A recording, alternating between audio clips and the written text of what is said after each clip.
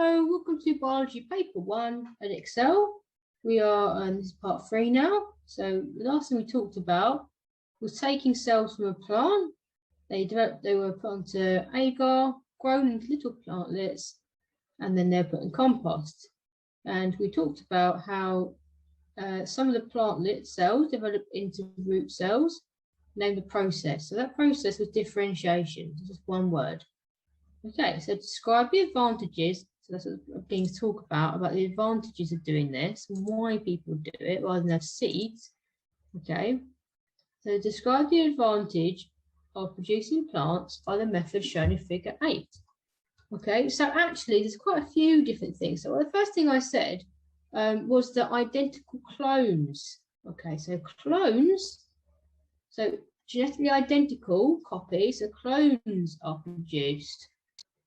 Okay, with the desired characteristics of the original plant. I talked about the rose in my garden that I want to take a cutting of because it grows very well. It's very good flowers. Okay, so if you find a plant that you like, there's lots of apple trees they do this. They don't grow apple trees, new ones, from the seeds. They grow them from cuttings like this. They clone them basically, okay, because they want to get the same characteristics. So, for example, we'll get a Golden Delicious or a Granny Smith apple. They want to continue to get the same type of apple. They take a cutting of the original apple tree. That's often lots of horticultural. So horticultural is to growing plants, and agricultural, so growing plants for food. And lots of processes do this.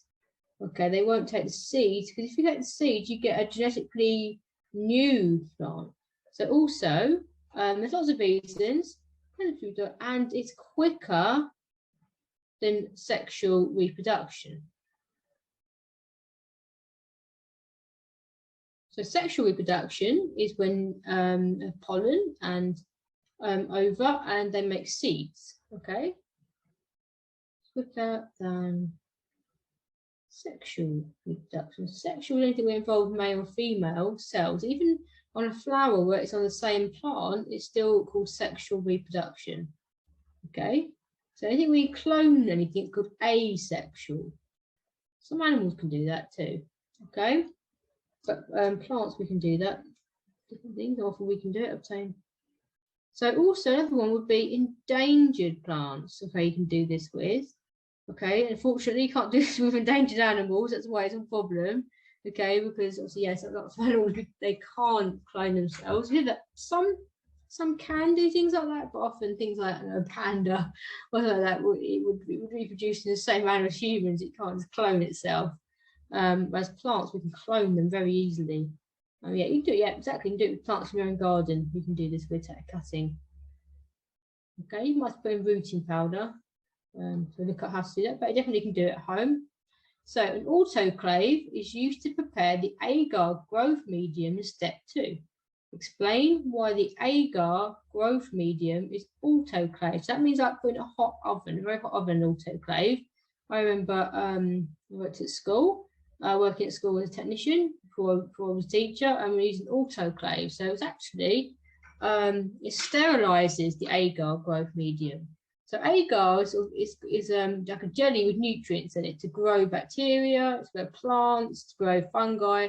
But we don't want to grow fungi or bacteria, so that's why we're doing this, autoclaving it.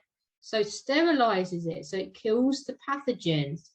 Because we don't want the plants to get pathogens, because pathogens can affect plants too. They can get diseases just like we can. Sterilize, and that can be very, very detrimental to crops and things. If the crop gets a disease, okay, it can kill the plants and the food source of a lot of people. So this is important. Sterilizes the agar growth medium.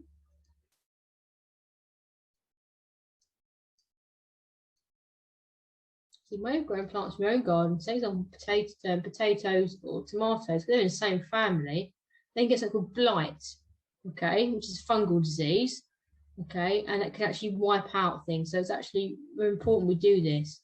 So this destroys pathogens, so bacteria and viruses. Okay, it's only 2 marks, so we have 2 things here. So just to remind ourselves, that means viruses, fungi, and bacteria. Okay. Plants are much more heavily affected by fungi than humans are. There's a few deadly fungal diseases, but plants have many for humans, but there's many that plants can get. Okay, so there's a fungus called honey fungus, which actually destroys trees. Okay, so they're very prone to it. Okay, so one of the plantlets had different coloured leaves.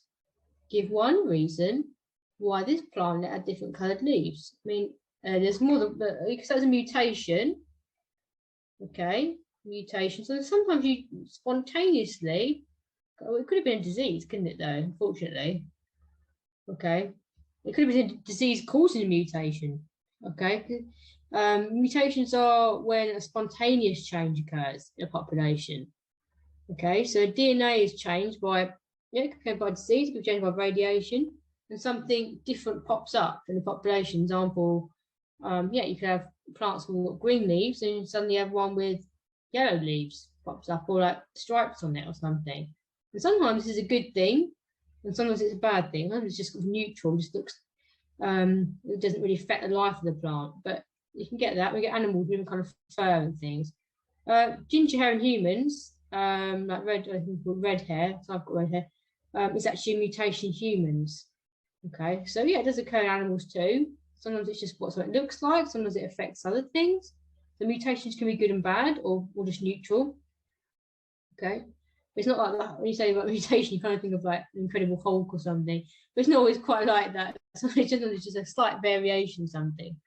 Okay, and that's obviously where you get evolution. So you get you get an advantage to something. Okay, or disadvantage depending on the situation. So B, crop plants. So yeah, it's important for crop plants, all the cloning and things. Produce a source of energy in the form of carbohydrates, such as starch and sugars. Okay, so they're the things that give people energy. So that's why crop plants like potatoes and rice are so important to humans.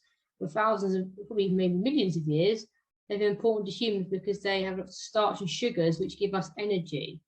Okay, so it says describe the test to identify starch. Right, this is a nice and easy one. Everyone usually remembers this one. Okay, so you add iodine.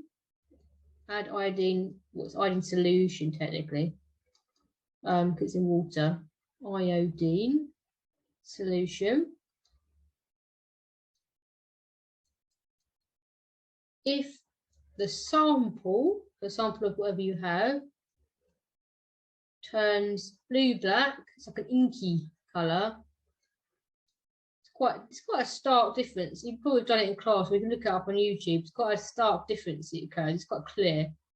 So blue-black, starch is present. So this is a quest for starch. Okay, careful because it's sugar and starch, but test for starch. Test for sugar is different. Okay, and blue-black, starch is present.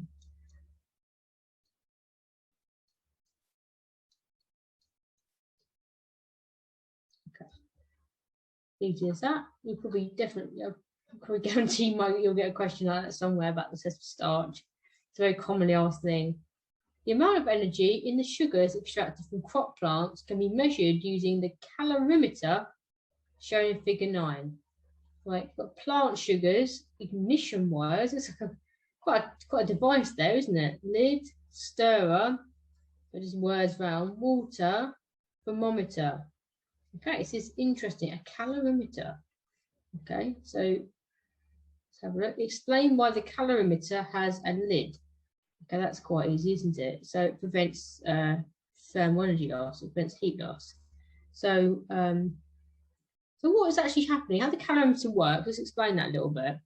Okay, it's actually you basically ignite ignite the plant sugars, they burn and they heat the water up, and then the thermometer measures the amount of heat that is being produced. So the higher the calories, the higher the calorific content, the more heat would be produced. That's why higher calorie foods give humans and other animals more energy. Okay, so So, example, high calorific things like sugars will burn very well. Okay.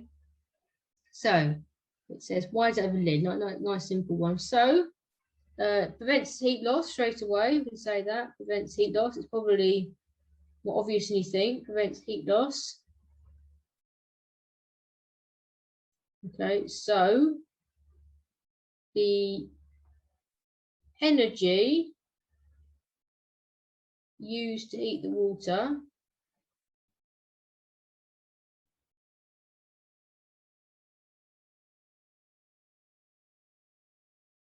is more accurately measured.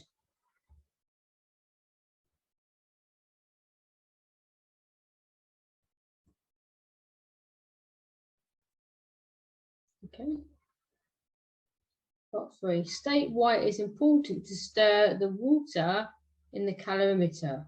Okay, so ensures even distribution of heat.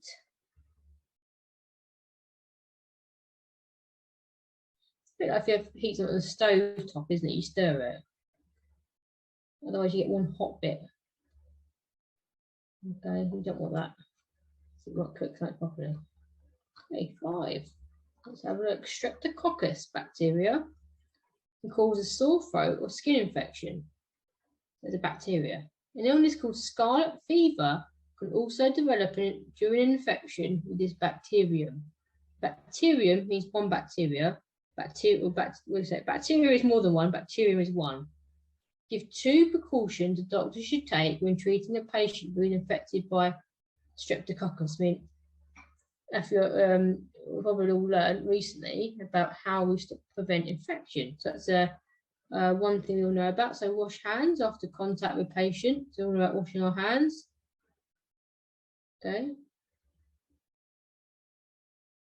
And before and after contact with patient.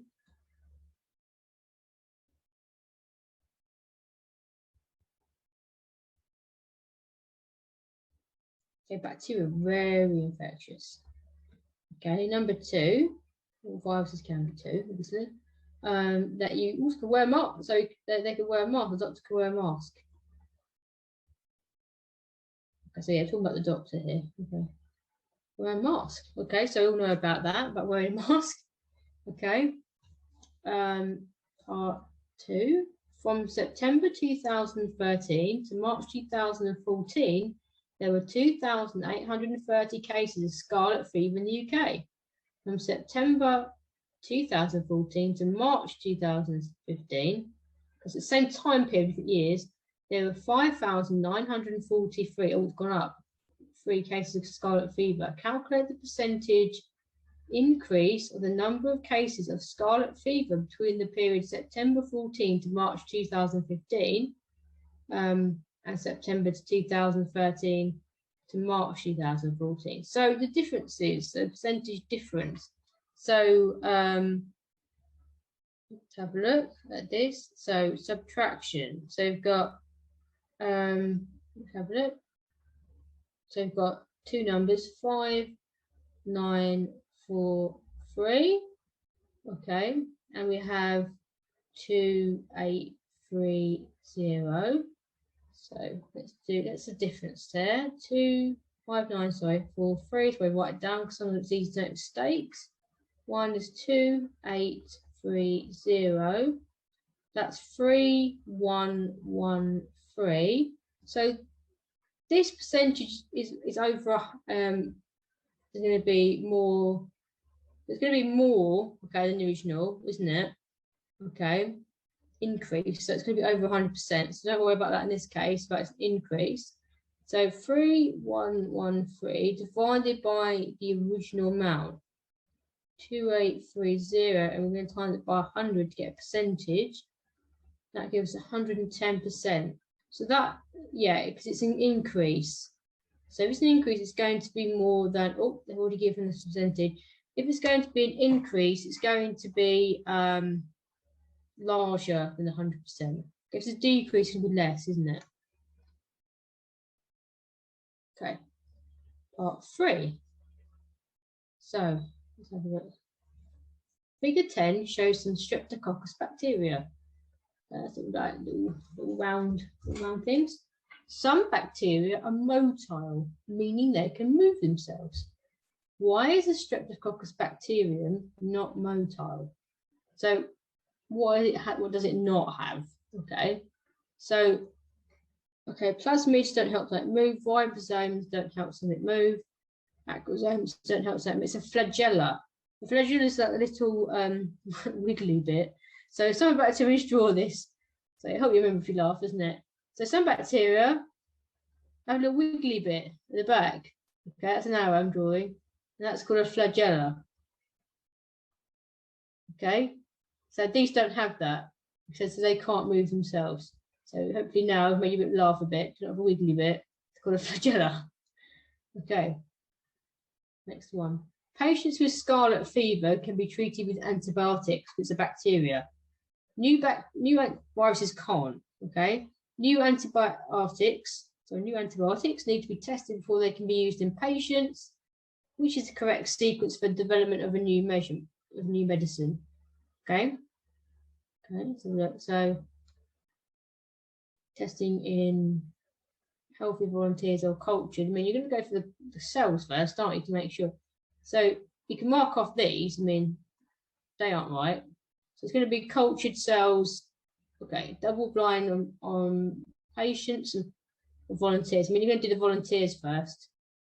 Okay, so we've quickly got the answer to D. So you can do that by process of elimination to get that answer there. Okay, let's have a look. So last bit of question 5. Most cases of scarlet fever occur in children. Adults have usually developed immunity to a toxin that the Streptococcus bacteria produce during infection. Explain how an adult develops immunity to the toxin. Okay, so that means adults probably because they've already been exposed to it. Okay, so adults have been exposed to the toxin before. Okay. Their immune system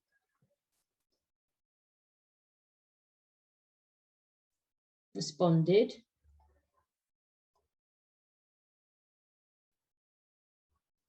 Okay, so it's not a 6 mark, it's not going to be terribly long. By producing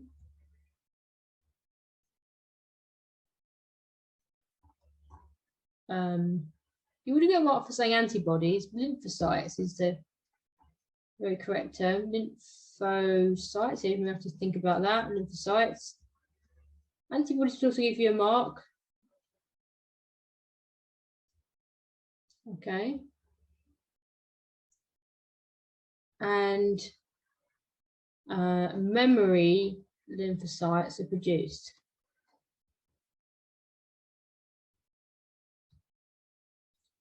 Okay, so that means that their body are cells that remember how to fight that toxin. Okay, whereas children haven't had that exposure and they're not produced those memory cells yet. Okay, that's what vaccines do, isn't it? Is that they make your immune system exposed to something like a dead version of life, ready to fight it when you actually encounter it. Okay, so I'm going to stop the video there and I'm going to continue into part 4 for the next question. So thank you for listening. I'll see you in part 4.